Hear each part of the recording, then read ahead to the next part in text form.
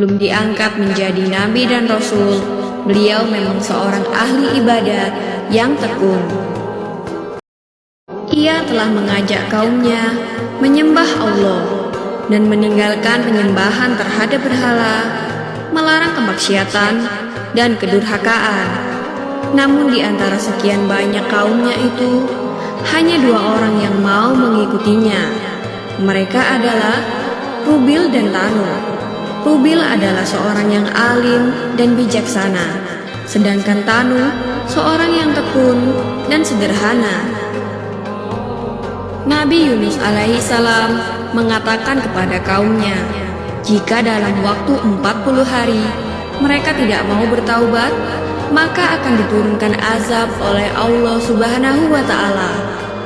Namun ternyata kaumnya tidak ada yang mau memperhatikan peringatan Nabi Yunus dan malah berani menunggu datangnya azab itu. Nabi Yunus pun putus asa atas perilaku kaumnya. Ia pun akhirnya pergi meninggalkan kaumnya dan tempat tinggalnya.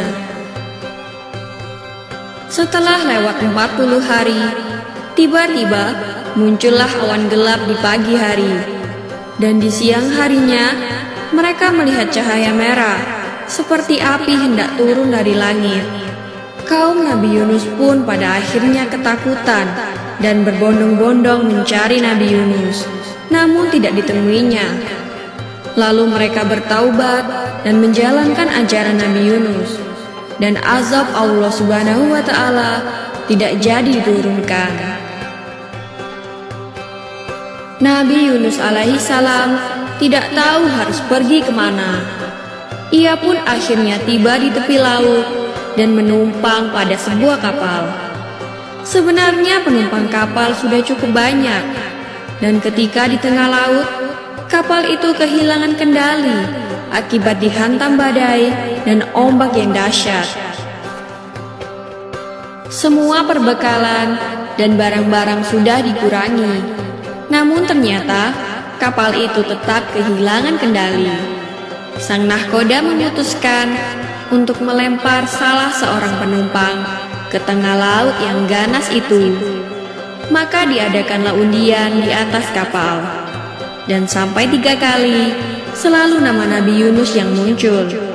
Tak dapat ditolak lagi, maka Nabi Yunus dilempar ke tengah laut. Allah Subhanahu wa Ta'ala tidak menghendaki Rasulnya binasa. Seekor ikan paus besar diperintahkan untuk menelan hidup-hidup Nabi Yunus. Di dalam perut ikan paus itulah Nabi Yunus menyadari akan kesalahannya yang telah meninggalkan kaumnya. Ia berdoa kepada Allah dan bertobat kepadanya. Ya Allah, tiada Tuhan selain Engkau, Maha Suci Engkau. Sesungguhnya aku telah menganiaya diriku sendiri, dan aku termasuk golongan orang yang zalim.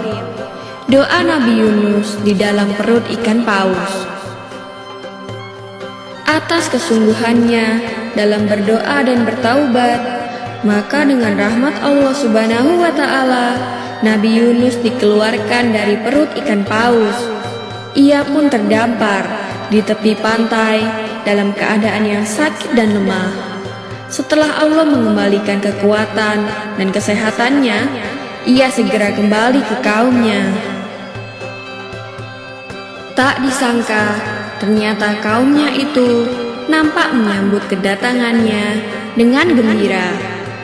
Lebih dari 100.000 orang telah diseru Nabi Yunus untuk menyembah Allah, dan karena kaumnya taat dan bersedia diajak beribadah kepada Allah, maka Allah pun memberikan kelapangan, kemakmuran, dan ketentraman hidup untuk Nabi Yunus alaihissalam dan kaumnya. Demikian kisah Nabi Yunus yang ditelan ikan paus. Semoga kisah ini dapat mempertebal iman kita kepada Allah Subhanahu wa Ta'ala. Amin ya rabbal alamin.